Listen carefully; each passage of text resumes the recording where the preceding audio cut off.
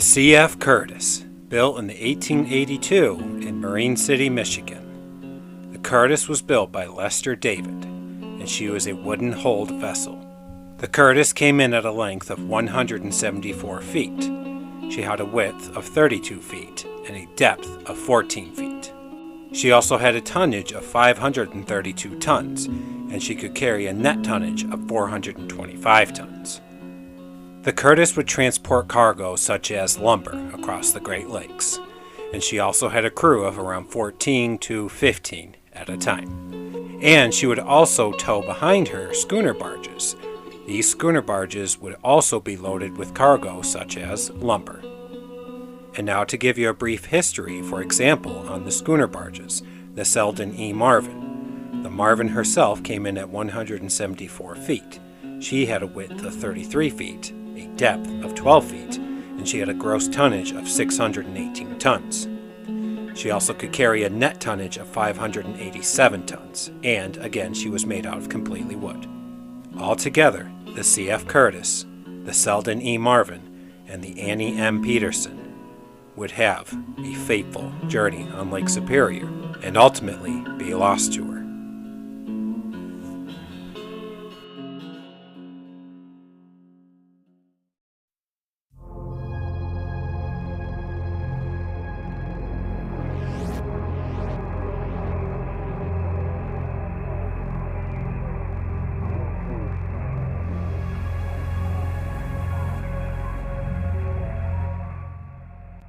On November 18, 1914, the C.F. Curtis was towing the schooner barges Selden E. Marvin and Annie M. Peterson.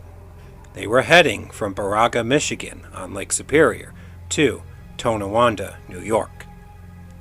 All three of these vessels were loaded down tight and packed full of lumber. As the Curtis and the two schooner barges departed out into Lake Superior, they found themselves amongst a horrible snow squall and terrible seas and blowing winds. I'm sure it's safe to say that the Curtis and the schooner barges gave a fight for their lives. However, they were lost and disappeared in the depths of Lake Superior. 28 lives were lost on the Curtis and the two schooner barges, just one short of the Edmund Fitzgerald in lives that were lost. 14 of those were on the C.F. Curtis herself. These three vessels would remain lost for over 100 years. Now, there are some records and accounts from the time that the ship sank, and they said that rescuers actually found 19 bodies from the wrecks. 2 of these included men who initially actually made it to shore. The first mate on the Peterson, William Kolpak.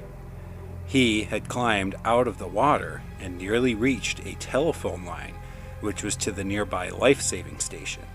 However, he did not make it and died due to the elements in the storm. Another crew member from the Curtis reached the beach and made it to the Grand Marais Harbor. However, he too did not make it and perished. It seems that the lifeboats on the Curtis and the Peterson had been launched in good order, as the women, the cooks of the Curtis, actually were able to put on their fur coats and jewelry. However, the ship's lifeboats with the women and whoever else of the crew members were able to get inside of them also did not make it, as they more than likely capsized in the terrible waves in the storm. In 2021, the Great Lakes Shipwreck Historical Society was out surveying and looking for wrecks. They located 9 of them that year, and the C.F. Curtis was one of them. They also found the Selden E. Marvin as well.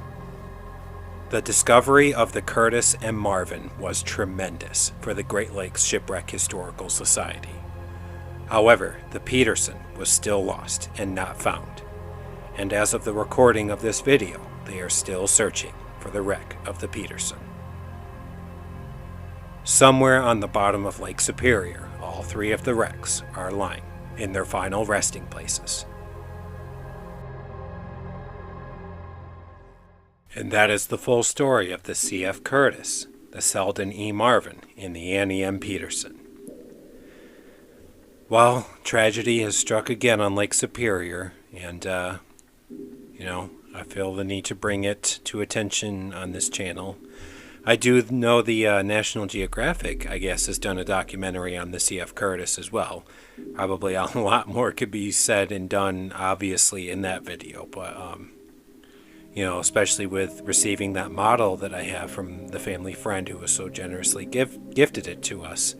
I did also want to take a short but sweet crack at the story, and it's tragic. 28 lives lost on these three vessels, and it's crazy again to me how so few people know about all of these stories in Michigan.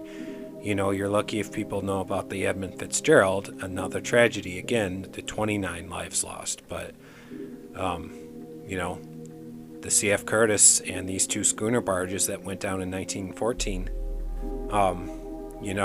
they matter just as much. And I do hope they find the Peterson. I have to believe it must be close in the vicinity of the Curtis and the Marvin, but maybe one of the lines detached and she drifted for a while before sinking.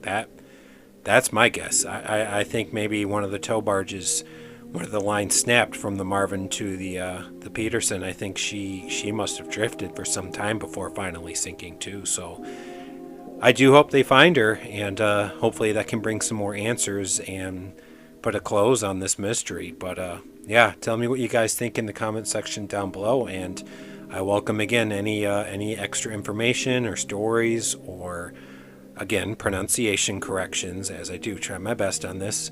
Oh, it's never ending, but I'm just ranting now. Thank you guys so very much again for joining me on this episode of Songs of the Great Lakes, and as always, look forward to the next one. And until next time, God bless you all.